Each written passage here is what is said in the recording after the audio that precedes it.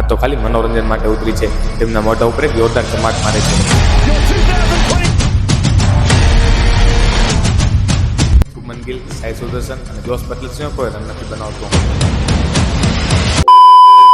2022માં Gujarat ટાઇટન્સની team બને છે અને પહેલી સિઝનમાં કપ જીતી જાય છે. અને જે લોકો એમ કહેતા હતા આ ટીમ નબળી છે, આ તો ખાલી મનોરંજન માટે ઉતરી છે. તેમના મોઢા ઉપર એક જોરદાર ચમાટ મારે છે.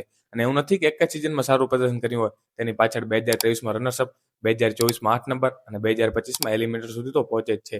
અને હાલો હવે જોઈએ 2026માં ગુજરાત ટાઇટન્સની ટીમ કેવી છે અને તેને શું શું મુશ્કેલીઓ પડી શકે છે. તો શું કે મહેફિલ, વિડીયો સારો લાગ્યો હોય તો લાઇક, સબસ્ક્રાઇબ અને કોમેન્ટ કરવાનું ભૂલતા નહીં. તો આ ગયા વખતે તમે એક વાત સાંભળી હશે, શુભમન ગિલ, સાઈ સુદર્શન અને જોસ બટલર સિવાય કોઈ રન નથી બનાવતું. તો આ વખતે એવું નથી. ગુજરાતની ટીમમાં એક મિડલ ઓવરમાં બેટ્સમેન આવ્યો છે જેનું નામ છે કુમાર કુસાગરા. તેમનું ડોમેસ્ટિકમાં ફોર્મ સારું રહ્યું છે.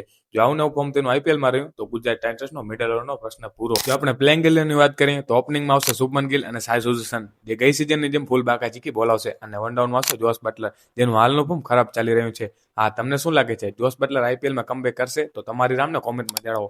અને 4 નંબર ઉપર આવશે ઇન્ડિયન યંગ ટેલેન્ટ કુમાર કુસાગરા, જેનું ડોમેસ્ટિક ક્રિકેટમાં ખૂબ સારું પ્રદર્શન રહ્યું છે.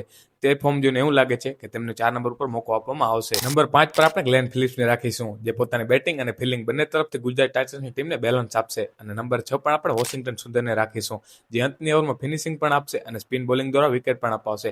અને નંબર 7 પર આપણે રાશિદ ખાનને રાખીશું, જે લો ઓવર બેટિંગ પણ કરશે અને સ્પિનમાં માસ્ટરી છે તો વિકેટ પણ અપાવશે. જો આપણે સ્પેસ અટેકની વાત કરીએ તો મોહમ્મદ સિરાજ, પ્રસિદ્ધ ક્રિષ્ના અને કાગીસો રબાડા જેવા પેસર છે. અને આ ઇમ્પેક્ટ પ્લેયરની વાત કરીએ તો સાઈ કિશોર જેવો ઇમ્પેક્ટ પણ છે.